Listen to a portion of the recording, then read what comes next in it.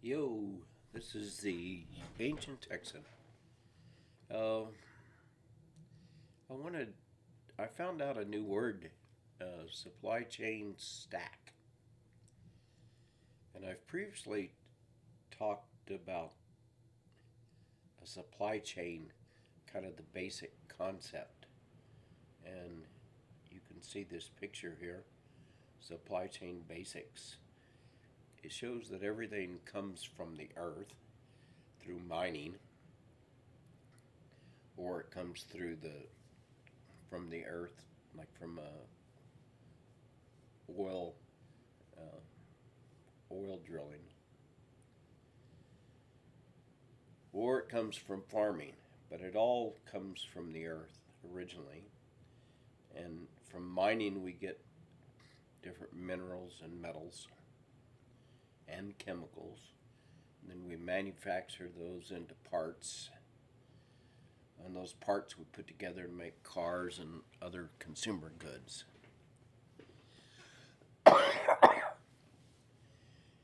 And this is generic, but I think it doesn't quite capture the complexity of the situation. So I said, let's imagine we're going to build an AI center, a data center. What is what is that going to look like? And I was myself surprised at the complexity of an AI center. Not that I know anything about making an AI center, but I know about some of the components and raw materials that you need to make an AI center. So at the center of this diagram, you'll see a data center, and we're calling this whole configuration um, a supply chain stack for AI. And it shows all the materials that have to go into a data center. For instance, you need an iron ore mine to make you a iron ore concentrate that goes into a steel plant. Um, I should have put in there.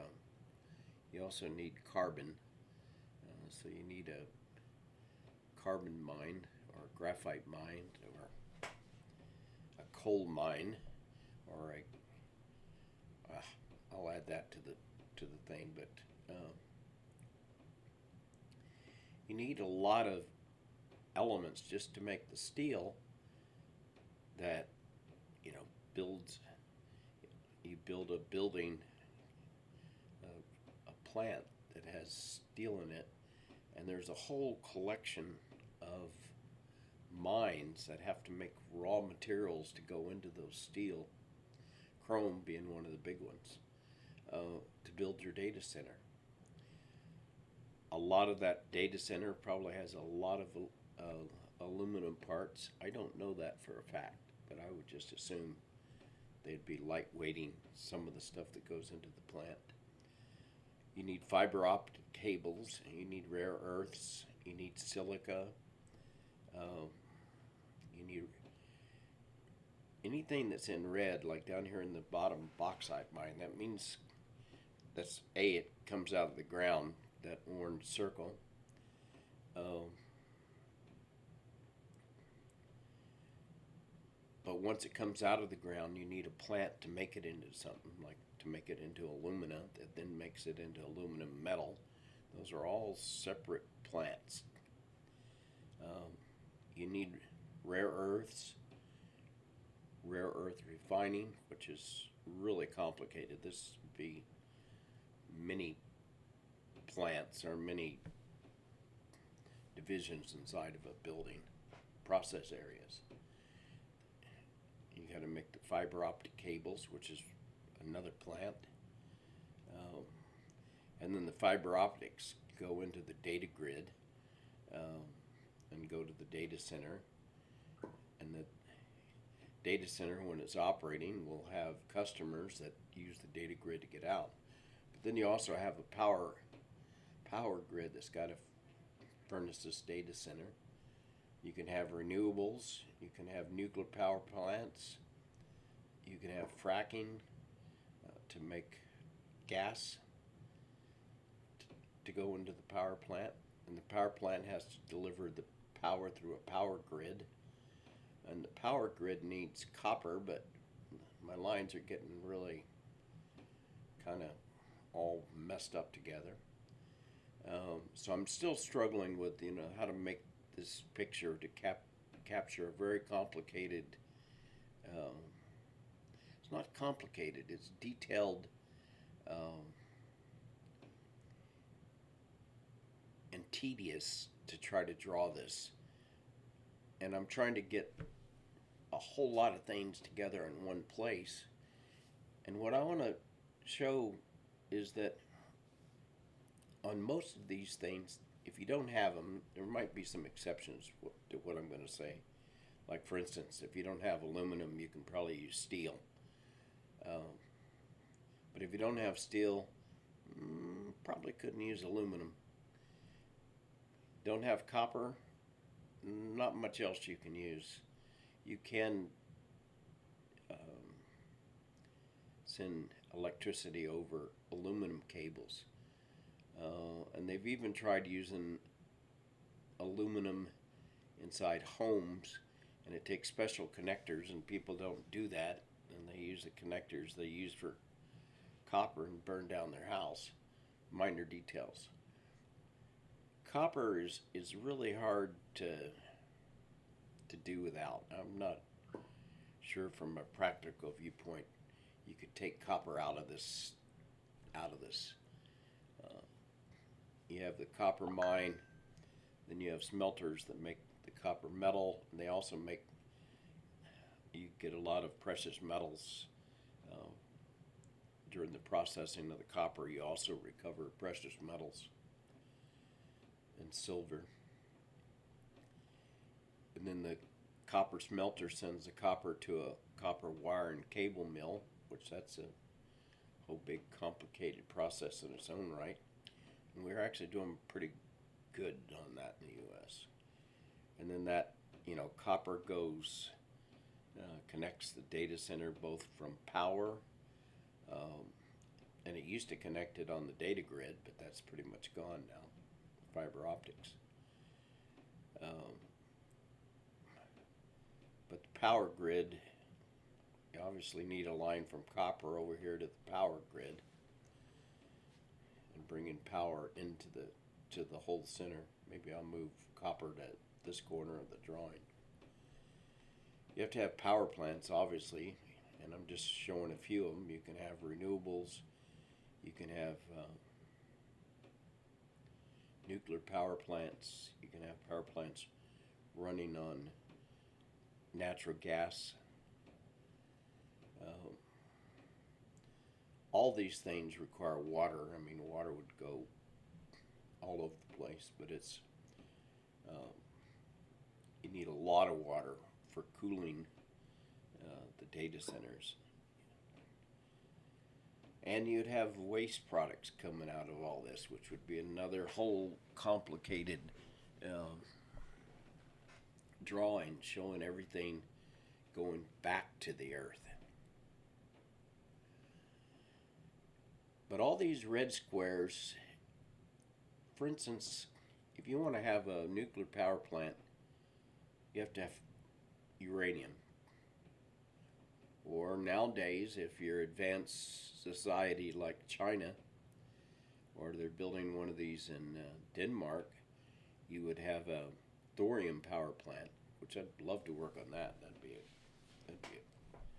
a lot of fun. But not here in the U.S. anyway. We don't do that. We're not advanced enough. But you have to have uranium refining. Again, that's China, Russia. Uranium and thorium mines, mostly Russia. Rare earth mines, all over the world, but controlled by China. Rare earth refining, controlled by China. Bauxite mines, I think that's controlled by a lot of people, not us, but by a lot of people other than just China. Iron ore mines, we got a little bit going on in the U.S., but a lot of we just get steel from China instead of making our own stuff. Chrome mines, I don't think we have any.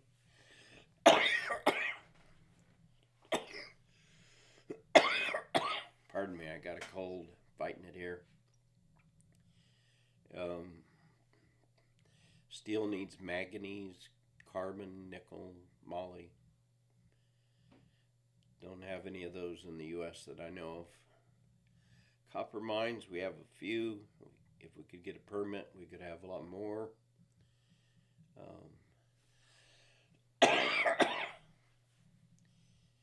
A lot of the precious metals come from mining other non-ferrous metals. Uh, we have a little bit. Software, we do that ourselves. Silica mines, we have that. To make concrete, you need calcium aggregates, silica. Anyway, I want to show here is that if someone else controls these things in the outer circle, you can't send them. If they cut us off from these materials,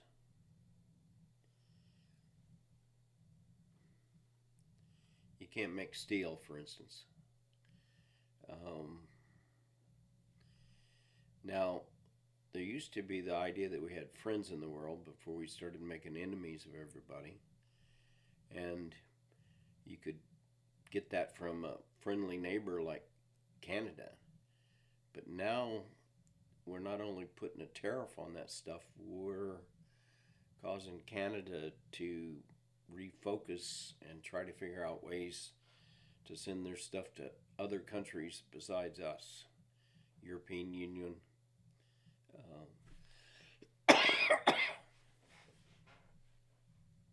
China. Vietnam. Indonesia. Indonesia makes a lot of the nickel, if you're going to go nickel mine. So if you don't have this and you're a steel plant and you don't have nickel and chrome to make a stainless steel, you can't make stainless steel.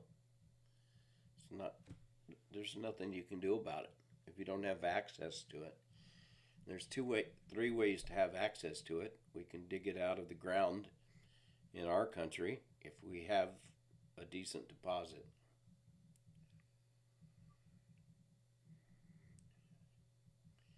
We can get it from a friendly neighbor, friend shoring like Canada, Mexico. Or we can get it from China. So you can get it from somebody that's not friendly, someone that is friendly, and we're running out of friends because we're being an asshole to everybody. Trump is. So if you don't get this stuff, if you don't make the steel, and if you're doing something for putting cars here, you'd have a circle just like this with a lot of key components coming from unfriendly countries, and there's more and more unfriendly countries with every day that our fearless leader stays in power. China's starting to realize how much power it gets them to cut us off, and they've actually been pretty decent about the whole thing because they could cut us off from almost everything on the circle. And we act like we don't need anybody, but that's just not true, because without all these supplies, you can't make the stuff that you need to build anything. From cars to data centers to, I guess we can make everything out of plastic. We've got a lot of oil. could have a world we just live in that's made out of plastics. I guess that's Trump's plan. Anyway, this is a supply chain stack. It's a work in progress, but I'll at least give you the idea of what goes on to make something work in this world. This is the Ancient Texan wishing you a good day. Hoping you don't catch my cough. Namaste.